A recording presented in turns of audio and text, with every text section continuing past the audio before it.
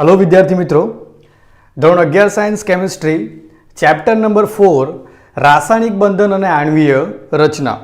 હવે આ ચેપ્ટરમાં આપણે ઇમ્પોર્ટન્ટ ટોપિક્સ પર આવી ગયા છે અને આજનો આપણો એક ટોપિક રહેશે VSEPR સિદ્ધાંત। જો આનું ફૂલ ફોર્મ થાય છે valence cell electron pair રિપલ્શન theory. બરાબર, પહેલાં આપણે એ સમજી લઈએ કે આ થિયરીની જરૂર કેમ પડી। બરાબર, હું તમને સમજાવું છું, જો સાંભળજો કે આપણે આગળના લેક્ચરોમાં શું ભણી ગયા છે, લુઈસ રચના। હવે લુઈસ રચનાથી આપણને એ ખબર પડે કે અણુઓ જોડાય છે કેવી રીતે। બરાબર, લુઈસ રચનાથી આપણને એ ખબર પડે કે પરમાણુઓ જોડાય છે કેવી રીતે અને અણુઓ કેવી રીતે બને છે। પણ પરમાણુઓના જોડાવાથી અણુઓના આકાર વિશેની માહિતી લુઈસ રચના ઉપરથી મળતી નથી।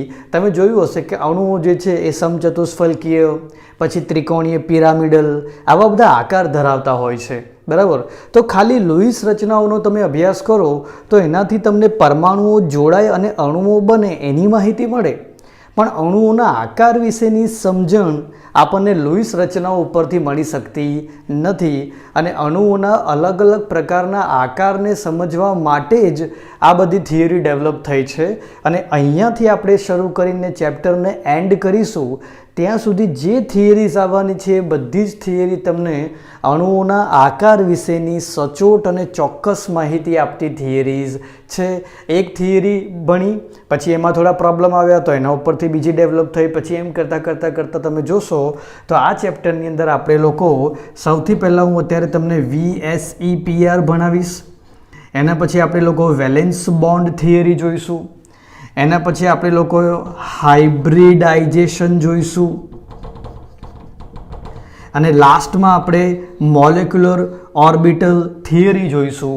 આ બધી જ થિયરી જ્યારે તમે ભણી લેશો પછી તમને વધારે સમજ પડશે કે ખરેખર પરમાણુઓ જોડાઈને અણુ બને છે તો આ અણુઓના આકાર કેવી રીતે બને છે, કે કેવી રીતે એક અણુ જે છે એ રેખીય આકાર ધરાવે છે, કેવી રીતે એક અણુ સમચતુષ્ફલકીય આકાર ધરાવે છે અને કેવી રીતે એક અણુ પિરામિડલ આકાર ધરાવે છે। આ વિષયની તમને રિયલ કોન્સેપ્ચ્યુઅલ માહિતી જે છે ત્યારે મળશે જ્યારે તમે આ બધી જ થિયરીને બરાબર સમજી લો।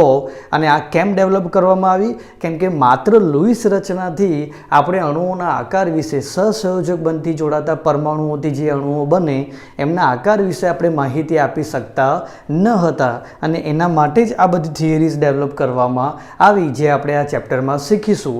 હવે એમાં એક VSEPR પ્રિન્સિપલ શું હતો, VSEPR સિદ્ધાંત શું હતો એ જુઓ કે ભાઈ 1940માં બે સાયન્ટિસ્ટ હતા, સિજવિક એન્ડ પોવેલ। જો અહીંયા ડી છે પણ એનું જે નામ જે છે એ સિજવિક બોલવામાં આવે છે। સિજવિક અને પોવેલ જે છે એમને શું કર્યું તો કે બાહ્ય કોષમાં રહેલા ઇલેક્ટ્રોનના યુગ્મ એટલે સંયોજકતા કોષમાં રહેલા ઇલેક્ટ્રોનના પેર જે છે એમની એકબીજા સાથે જે ક્રિયાઓ થાય છે, કેમ કે જો બે ઇલેક્ટ્રોનની પેર એકબીજા સાથે શું કરશે, અપાકર્ષણ કરશે, રિપલ્શન કરશે। આ રિપલ્શનને ધ્યાનમાં લઈને એક સિદ્ધાંત આપ્યો અને આ સિદ્ધાંતમાં થોડા ઘણા વધારા મોડિફિકેશન જે છે એ નાયલોમ અને ગિલિસ્પી નામના બે સાયન્ટિસ્ટે 1957ની અંદર કર્યા અને આને થોડો વધારે ડેવલપ કર્યો। બરાબર, હવે આપણે શું જોઈશું કે એકચ્યુઅલમાં શું છે આ VSEPR સિદ્ધાંત, એની અભિધારણાઓ એટલે એની પોસ્ટ્યુલેટ વિશેની સ્ટડી કરીશું। હવે VSEPR સિદ્ધાંતને સમજવા માટે એની અભિધારણાઓ જોઈ લઈએ। કુલ મળીને 6 અભિધારણાઓ છે, આપણે એને 3 કરીને સમજીએ। જો પહેલી 3 અભિધારણાઓ સમજીએ શું છે। નંબર 1, અણુઓના આકાર મધ્યસ્થ પરમાણુની આસપાસની સંયોજકતા કોષ ઇલેક્ટ્રોન યુગ્મ, હવે બંધમાં પાર્ટ લે તે પણ એટલે બંધકારક અને જે બંધમાં ભાગ ના લેતું હોય તે અબંધકારક, એ બંને પર આધાર રાખે છે। અહીંયાથી જ તમે પહેલું સેન્ટેન્સ વાંચો અને જો કોન્સેપ્ટ કાં તો કોઈ ડાયાગ્રામ તમે યાદ ના કરો તો તમે અહીંયાથી જ શું કંટાળી જાઓ।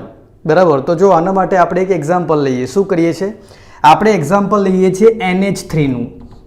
નાઇટ્રોજન ઉપર અહીંયા આગળ એક લોન પેર એટલે અબંધકારક ઇલેક્ટ્રોન યુગ્મ। બરાબર, અને એના પછી હું તમને નાઇટ્રોજનનું 3 હાઇડ્રોજન સાથેનું આ કનેક્શન બતાવું છું। જો હાઇડ્રોજન હાઇડ્રોજન હાઇડ્રોજન. આ આપણે NH3 જે છે એ અણુનો એક આકાર ડ્રો કર્યો. તો વિચાર કરો, જ્યારે આ નાઇટ્રોજનનો હાઇડ્રોજન સાથે બંધ બન્યો હશે ત્યારે આ જગ્યા પર પણ એક એક ઇલેક્ટ્રોનની ભાગીદારી થઈ હશે. એટલે અહીંયા પણ એક ઇલેક્ટ્રોનનું યુગ્મ છે, અહીંયા પણ ભાગીદારી થઈ હશે એટલે અહીંયા પણ ઇલેક્ટ્રોનનું યુગ્મ છે, અહીંયા પણ ભાગીદારી થઈ હશે એટલે અહીંયા પણ ઇલેક્ટ્રોનનું યુગ્મ છે. અને સાથે સાથે તમે જો NH3નો આકાર જાણતા હોય તો તમને ખબર પડશે કે નાઇટ્રોજન ઉપર આ રીતે એક લોન પેર, બરાબર, એટલે ઇલેક્ટ્રોન યુગ્મ હોય છે જે એકલું હોય છે, બરાબર. બીજું, જો આ આકૃતિ મેં 3D ડ્રો કરી નથી, પેલું આમ ત્રાસું કરીને આમ 3D આકૃતિ ડ્રો કરી નથી, બસ સમજણ પૂરતું આ ડ્રો કર્યું છે NH3 અણુનો આકાર, એ વાતને ધ્યાનમાં લેવી. હવે જો શું છે, હવે તમને આ સેન્ટેન્સ વધારે ખબર પડશે. શું? તો કે અણુઓનો આકાર મધ્યસ્થ પરમાણુ એટલે જો આ નાઇટ્રોજન, એની આસપાસની સંયોજકતા કોષ ઇલેક્ટ્રોન યુગ્મ જે બંધવાળા છે તે પણ અને બંધવાળા નથી તે પણ એના પર આધાર રાખે છે. એટલે NH3 આ રીતે કેમનો ગોઠવાશે, NH3નો અણુનો આકાર આ રીતે કેમનો બનશે, એ આધાર રાખે છે આ બંધકારક યુગ્મો અને આ અબંધકારક યુગ્મ ઉપર, એવું કહેવા માગે છે પહેલું સેન્ટેન્સ. હવે બીજું, સંયોજકતા કોષના ઇલેક્ટ્રોન યુગ્મો આપાકર્ષણ કરશે કારણ કે તેમના ઇલેક્ટ્રોન વાદળ ઋણભારિત છે. જો એકદમ કોમન સેન્સની વાત છે કે ઇલેક્ટ્રોનની જે જોડીઓ હોય એ નેગેટિવ હોવાના કારણે એકબીજાથી તો શું કરે, અપાકર્ષણ કરે અને દૂર ભાગે. હવે જો આ ઇલેક્ટ્રોન યુગ્મો અવકાશમાં એવી રીતે ગોઠવાય છે જેથી અપાકર્ષણ ઓછું થાય અને આમ તેની વચ્ચે અંતર વધે છે. હવે જો આ ત્રણ મુદ્દાઓ પરથી હું તમને સમજાવું છું કે આ આકાર કેવી રીતે બને છે. જો શું થવાનું અહીંયા, તો કે જો અહીંયા ઇલેક્ટ્રોનની એક પેર છે, બરાબર, જે અબંધકારક છે, જેને બંધમાં ભાગ લીધો નથી. અહીંયા ઇલેક્ટ્રોનની એક પેર છે, આ ઇલેક્ટ્રોનની એક પેર છે અને આ ઇલેક્ટ્રોનની એક પેર છે. તો હવે ઇલેક્ટ્રોનની આ બધી જે જોડીઓ જે છે એકબીજાની આમ નજીક તો રહી ના શકે, કેમ કે જો નજીક રહેશે તો શું થશે, ઇલેક્ટ્રોનની બે જોડી વચ્ચે શું થશે, અપાકર્ષણ થશે. કેમ કે નેગેટિવના કારણે, નેગેટિવ વચ્ચે શું થશે, અપાકર્ષણ. અને એના કારણે આ બધી જોડી ઇલેક્ટ્રોનના યુગ્મ એકબીજાથી દૂર ગોઠવાશે. એટલા દૂર ગોઠવાશે કે એમની વચ્ચે લાગતું અપાકર્ષણ શું થાય, મિનિમમ થાય, ઓછું થાય, બરાબર. અને આ રીતે પછી એક બ્રાન્ચ આટલી દૂર, બીજી બ્રાન્ચ આટલી અને ત્રીજી બ્રાન્ચ જે છે એ આમ દૂર જાય છે. જો આ બહુ ઉપર પણ નથી જતી, કેમ કે જો બહુ ઉપર જશે તો પછી આના કારણે પણ અપાકર્ષણ લાગશે. અને આવી રીતે એક અણુ જે છે એ બંધકારક અને અબંધકારક યુગ્મો વચ્ચેના અપાકર્ષણના કારણે આકાર ધારણ કરે છે. અને પછી એ આકારને આપણે જોઈએ અને પછી આપણે એને નામ આપીએ છીએ કે આ પિરામિડ જેવું બની રહ્યું છે, આ જે છે સમચતુષ્ફલકીય બની રહ્યું છે. આવી બધી જે વસ્તુઓ જે છે એના પાછળ આ કોન્સેપ્ટ કામ કરે છે. હવે બાકીની ત્રણ અભિધારણાઓ જોઈએ. અભિધારણા નંબર 4, સંયોજકતા કોષને વર્તુળાકાર લેવામાં આવે છે જેમાં ઇલેક્ટ્રોન યુગ્મ એકબીજાથી મહત્તમ અંતરે વર્તુળાકાર સપાટી પર સ્થાનીકૃત થાય છે. એકદમ સિમ્પલ છે. 1, 2 અને 3 સમજ્યા હોય તો આ તરત જ ખબર પડી જાય. જો સમજાવું કે ભાઈ મધ્યસ્થ પરમાણુ જે છે એની આજુબાજુનો સંયોજકતા કોષ કેવો લેવામાં આવે, એક સર્કલ લેવામાં આવે, એક વર્તુળાકાર લેવામાં આવે અને પછી ઇલેક્ટ્રોન યુગ્મ એકબીજાથી મહત્તમ અંતરે વર્તુળાકાર સપાટી પર ગોઠવાય. એટલે આ બધા જે યુગ્મો જે છે એ કેવી રીતે ગોઠવાના, તો જો આ એક સર્કલ છે તો સર્કલમાં આ ગમે ત્યાં ગોઠવાઈ શકે ને પછી તો, બરાબર. સર્કલમાં કોઈ પણ પ્રકારનો આકાર એ લઈ શકે છે. એટલે વર્તુળાકાર સપાટી ઉપર આ આકાર ધારણ કરે છે. કોણ? ઇલેક્ટ્રોન યુગ્મો. જો આ એની આસપાસનો આ વર્તુળાકાર, આ બ્રાન્ચ અહીંયા આગળ આવીને ગોઠવાય વર્તુળમાં, એવી રીતે આ વાળી જે બ્રાન્ચ જે છે ત્યાં જઈને ગોઠવાય. કેમ ગોઠવાય? કારણ શું છે આનું? યાદ કરો આગળની ત્રણ અભિધારણાઓ. એટલા માટે આ આટલે ડિસ્ટન્સ પર ગોઠવાય કેમ કે અહીંયા બંધકારક અને આ બધા અબંધકારક ઇલેક્ટ્રોન યુગ્મો વચ્ચે શું થાય છે? અપાકર્ષણ થાય છે. અને આ એવી રીતે ગોઠવાય છે જેથી આ અપાકર્ષણ જે છે સૌથી ઓછું લાગે, જેના કારણે અણુ જે છે એ સ્થિર રહી શકે, સ્ટેબલ રહી શકે. આની પાછળનું કારણ એ જ છે. હવે જો પાંચમી અભિધારણા, બહુબંધ અને એકલ બહુબંધને, જો ફરી એક વખત લખી દઈએ આને આ રીતે, બહુબંધને એકલ ઇલેક્ટ્રોન યુગ્મ તરીકે ગણવામાં આવે છે અને બહુબંધના 2 કે 3 ઇલેક્ટ્રોન યુગ્મ એકલ અતિયુગ્મ તરીકે ગણવામાં આવે છે. જો સમજાવો, જ્યારે તમે એ કોન્સેપ્ટ લગાવતા હોય કે ઇલેક્ટ્રોનની જોડીઓ વચ્ચે અપાકર્ષણ થાય છે, ત્યારે જો આ પ્રકારનો કેસ આવે તો, આવો ઓઝોન જેવો કેસ આવે તો, દાખલા તરીકે એક જગ્યા પર એકલ બંધ છે ને અહીંયા જે છે બહુબંધ છે, અહીંયા ડબલ બોન્ડ છે, અહીંયા સિંગલ બોન્ડ છે, તો એમની વચ્ચે થતા અપાકર્ષણને કેવી રીતે લેવું, એમની વચ્ચે થતા અપાકર્ષણને કેવી રીતે ગણવું, એવું ગણવું કે પછી આ એક એક એ રીતે ગણવું કે પછી આ આખા બોન્ડને એક જ બોન્ડ તરીકે ગણી લેવો. તો જો અહીંયા એ જ લખેલું છે કે બહુબંધ એટલે જ્યાં ડબલ ને ટ્રિપલ હોય એના બીજી પેર સાથેના અપાકર્ષણના કેસ વખતે આ ડબલ બોન્ડ અને ટ્રિપલ બોન્ડને એક જ બોન્ડ, એક સિંગલ બોન્ડ તરીકે ગણવામાં આવે છે. અને એમના આ જે પેર બનતી હોય, જો ડબલ બોન્ડમાં આવી 2 પેર હોય અને ટ્રિપલ બોન્ડમાં આવી 3 પેર હોય, એવી 2 અને 3 પેરને શું કહેવામાં આવે છે? સુપર પેર કહેવામાં આવે છે, જેને આપણે કહીએ છીએ અતિયુગ્મ. એટલે હવે હું બોલીશ કે ભાઈ અહીંયા ઓઝોનનો અણુ આ રીતે આકાર લે છે, તો તે વખતે મારા ધ્યાનમાં શું હશે કે અહીંયા એક જ સુપર પેર જ, આ બધું જે છે એ સુપર પેર, એવું નહીં કે અહીંયા 2 બંધ છે, એ રીતે હું નહીં ધ્યાનમાં લઉં. હું ગણી લઈશ કે આ એક સુપર પેર અને આ એક સિંગલ પેર વચ્ચે થતું અપાકર્ષણ, એમ ગણીને પછી હું આકાર વિશે ધારણાઓ કરીશ. આગળ, સસ્પંદન રચનાઓને VSEPR નમૂનો લાગુ પાડી શકાય છે. જો હમણાં જ મેં તમને આ 2 વસ્તુઓ ઓઝોનના એક્ઝામ્પલથી જ સમજાવ્યું અને ઓઝોનની રચનાઓ આપણે જોઈ છે, રેઝોનન્સ સ્ટ્રક્ચર, સસ્પંદન રચનાઓ, બરાબર. એનો મતલબ કે આ VSEPRના કોન્સેપ્ટ જે છે એ તમે રેઝોનન્સ માટે પણ લાગુ પાડી શકો છો. તો આ જે છે એ VSEPR પ્રિન્સિપલની શું હતી? અભિધારણાઓ, એની પોસ્ટ્યુલેટ્સ હતી. આને જો બરાબર સમજી જાઓ તો તમને આ પ્રિન્સિપલ જે છે એ કેવું લાગવા લાગશે? ઇઝી. અને ત્યારબાદ બુકમાં એક ઓર્ડર આપ્યો છે, બરાબર, એક ક્રમ આપ્યો છે. શું આપેલો છે? જો ક્રમ શું છે કે ઇલેક્ટ્રોન યુગ્મની અપાકર્ષણીય પારસ્પરિક ક્રિયા, એટલે કેવા પ્રકારના ઇલેક્ટ્રોન યુગ્મો, કેવા પ્રકારના ઇલેક્ટ્રોન યુગ્મો સાથે કેટલું અપાકર્ષણ બતાવશે, કેટલું અપાકર્ષણ દર્શાવશે, એના માટેનો એક ઓર્ડર છે, એક ક્રમ છે. જો સમજાવું કેવું કે ભાઈ લોન પેર એટલે અબંધકારક, અને બોન્ડિંગ પેર, અહીંયા લખ્યું છે મેં BP, બોન્ડિંગ પેર એટલે બંધકારક.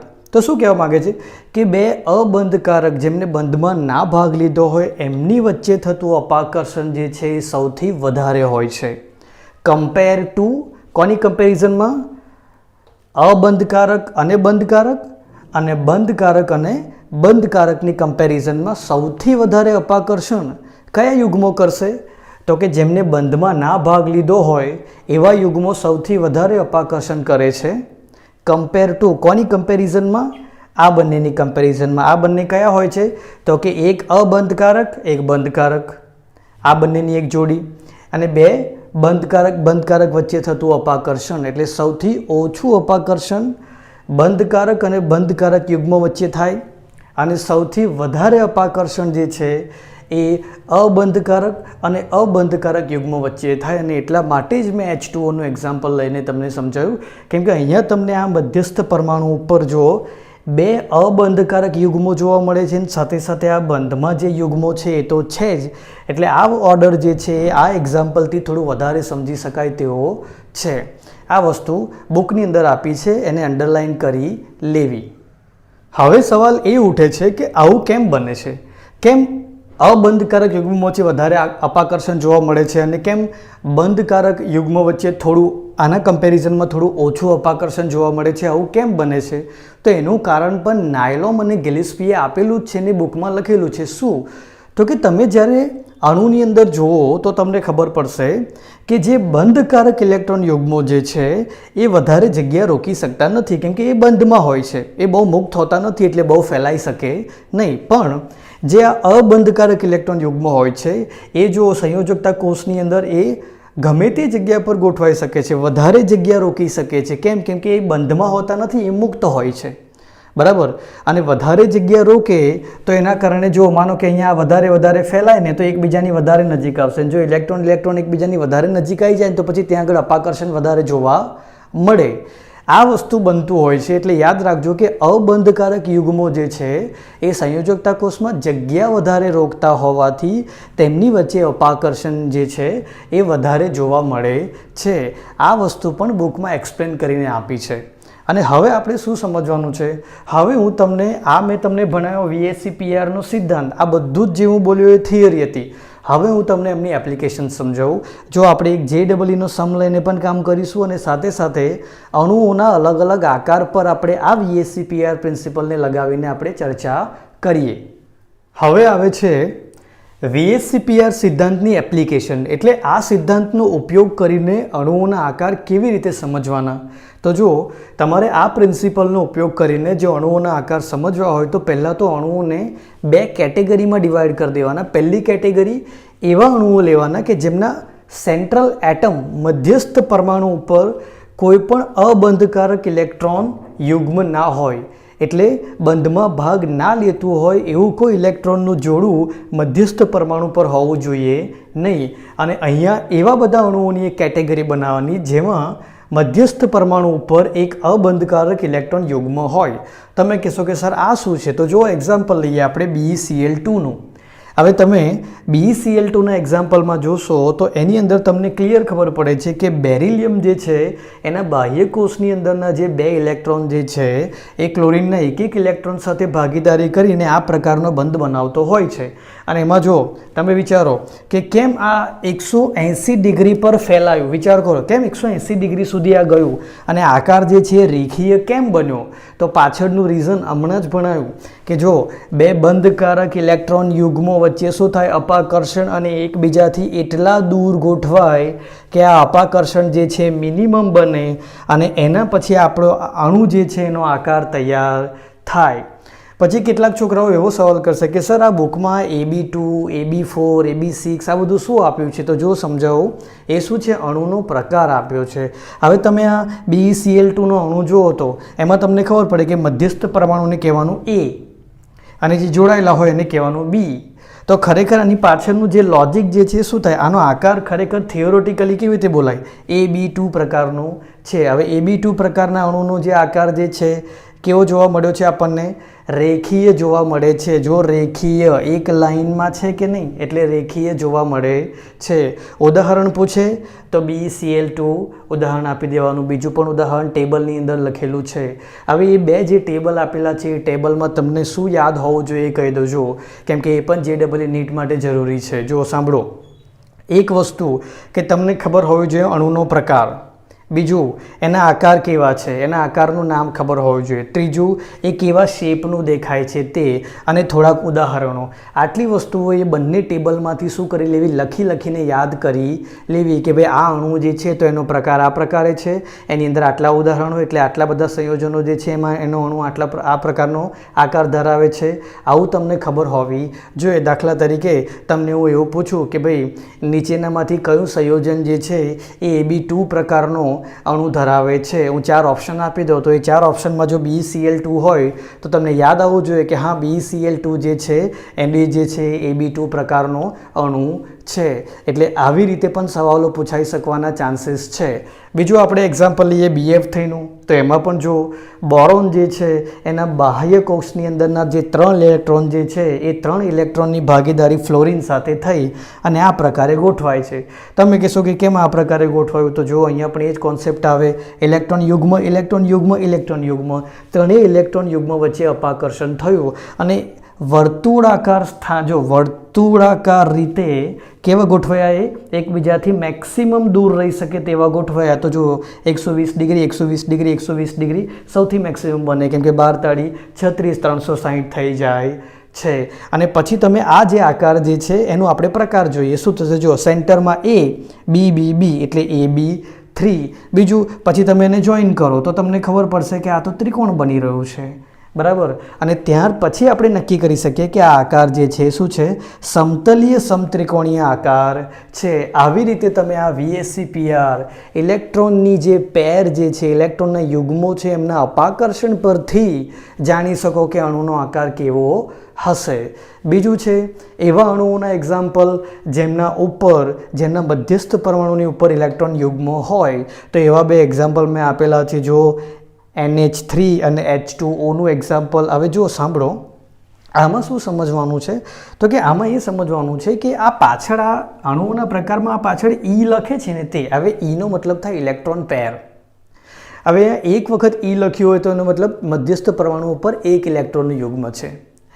E2 લખ્યું હોય, દાખલા તરીકે તમે H2O જોશો ત્યાં આગળ E2 લખેલું છે.